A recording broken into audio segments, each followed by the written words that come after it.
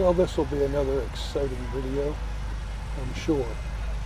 Anyway, I went up to Northern Ireland on July 11th, big Protestant get-together holiday, and you can trace this back, I guess, to the 1500s, not sure. But there were over 300 of these bonfires built, and as you can see, the one on the right is really tall, and the one on the left is a wee bit shorter. The one on the left is probably 50 feet, not sure how tall it is, but the one on the right is probably over 200 feet, as I recall. And the one on the left, they decided to burn it about 10:30 p.m., so I stayed for that one. And it was very interesting. It's just amazing if you think of over 300 of these bonfires built in Northern Ireland, the number of pallets they used to build these and then burn them was a pretty significant number also. So that's a little bit it from here. Let me tell you something else coming up here.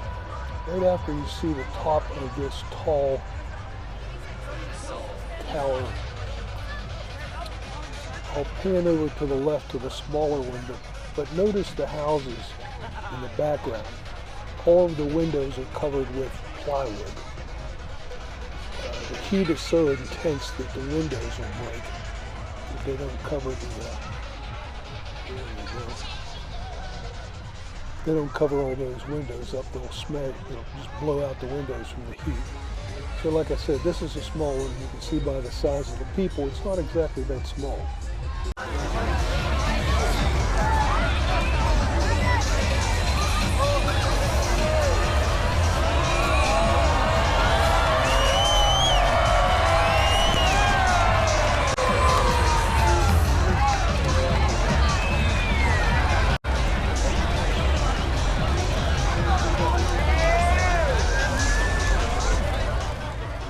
Watch on your left, you'll see a couple firemen come out with hoses just to kind of keep the grass from burning.